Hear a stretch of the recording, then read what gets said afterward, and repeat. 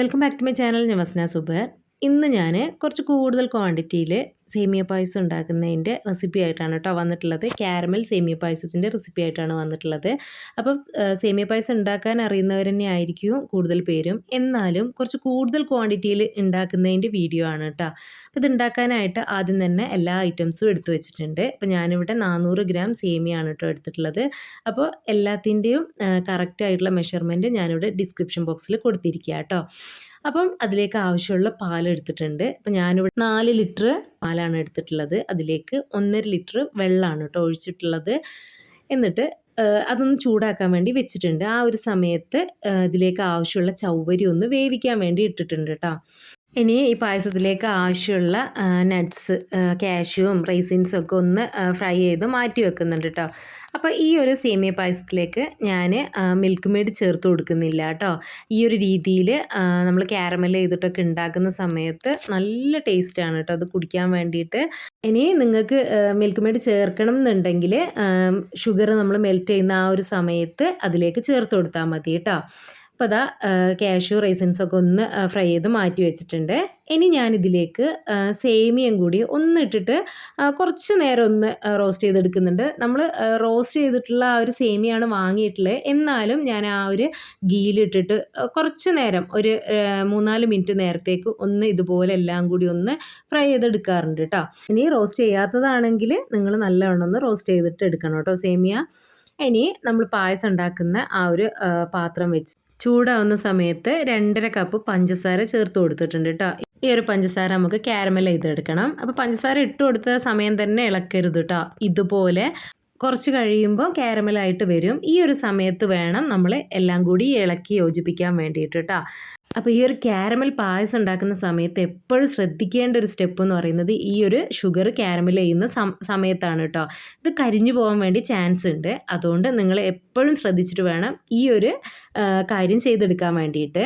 അപ്പോൾ നമ്മൾ ഈ ഒരു ഷുഗർ കാരമൽ ചെയ്യുന്ന സമയത്ത് ലോ ടു മീഡിയം ഫ്ലെയിമിലിട്ടിട്ട് ചെയ്തെടുക്കുക. ഷുഗർ ഒന്ന് ഏകദേശം കാരമലായിട്ട് വരുന്ന സമയത്ത് ലോ ഫ്ലെയിമിലിട്ടിട്ട് നമ്മൾ ബാക്കിയുള്ളതും കൂടി മെൽറ്റ് ചെയ്തെടുത്താൽ മതി കേട്ടോ.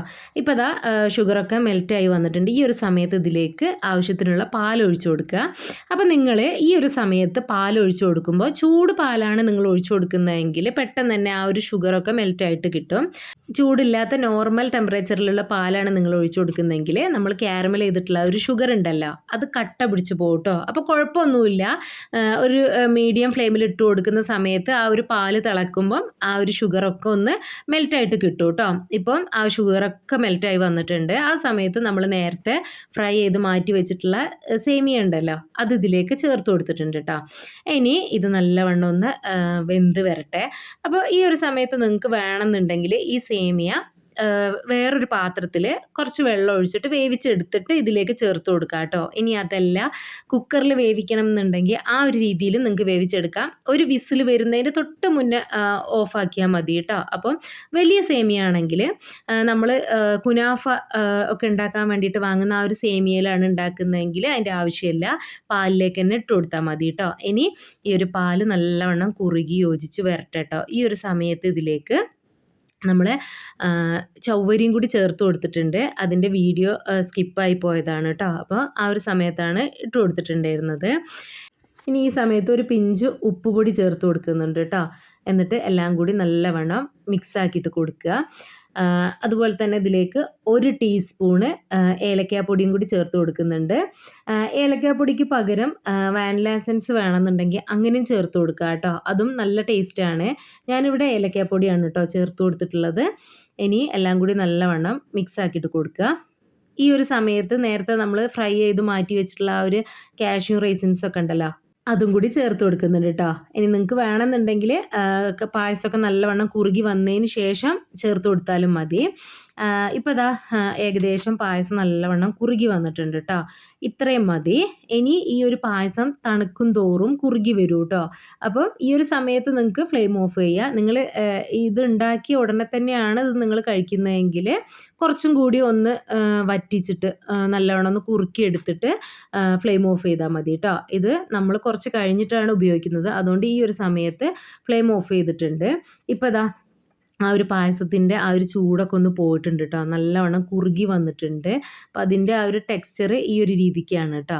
ഇനി പായസം തണുക്കും തോറും നല്ലവണ്ണം കുറുകിയിട്ട് വരികയാണെന്നുണ്ടെങ്കിൽ നിങ്ങൾക്ക് ഇതിലേക്ക് വീണ്ടും പാല് നല്ലവണ്ണം തിളപ്പിച്ച് അതിലേക്ക് കുറച്ച് ഏലക്കാപ്പൊടിയും പഞ്ചസാരയൊക്കെ ചേർത്തിട്ട് നിങ്ങൾക്ക് ഇതിലേക്ക് ചേർത്ത് കൊടുക്കാവുന്നതാണ് കേട്ടോ. നമ്മളിത് ക്യാരമൽ ചെയ്തിട്ട് ഉണ്ടാക്കിയതുകൊണ്ട് തന്നെ മിൽക്ക് മെയ്ഡിൻ്റെ ഒന്നും ആവശ്യമില്ല കേട്ടോ ഈ ഒരു പായസത്തിലേക്ക്. ഇനി നിങ്ങൾക്ക് നല്ലവണ്ണം കുറുകിയിട്ടുള്ള സേമിയ പായസമാണ് ഇഷ്ടമുള്ളതെങ്കിൽ നമ്മൾ നൈസായിട്ടുള്ള സേമിയ വെർമിസെല്ലി വാങ്ങാൻ വേണ്ടി കിട്ടുമല്ലോ, കുനാഫയൊക്കെ ഉണ്ടാക്കുന്നത് ആ ഒരു വെർമിസെല്ലി വെച്ചിട്ട് ഉണ്ടാക്കി നോക്കിക്കോളൂ കേട്ടോ. നല്ല അടിപൊളിയായിട്ട് നല്ല കുറുകിയ പായസം നമുക്ക് കിട്ടുവേ. നമ്മൾ പായസം ഉണ്ടാക്കുന്ന സമയത്ത് എപ്പോഴും പറയും തുടരെ തുടരെ ഇളക്കിക്കൊണ്ടേ ഇരിക്കണമെന്ന്. അതിൻ്റെ ആവശ്യമൊന്നുമില്ല കേട്ടോ. ഏകദേശം ഈ ഒരു പായസം ഒന്ന് തിളച്ച് ചെറുതായിട്ടൊന്ന് കുറുകി വന്നിട്ടുണ്ടെങ്കിൽ നമ്മൾ ലോ ഫ്ലെയിമിലേക്ക് ഇട്ടിട്ട് ഇടയ്ക്കിടയ്ക്കൊന്ന് നമ്മൾ ഇളക്കി യോജിപ്പിച്ച് കൊടുത്താൽ മതി. അപ്പോൾ ഇത്രയേ ഉള്ളൂ കേട്ടോ എൻ്റെ ഒരു റെസിപ്പി. അപ്പോൾ അടുത്തൊരു വീഡിയോ ആയിട്ട് വരുന്നവരെ ബൈ.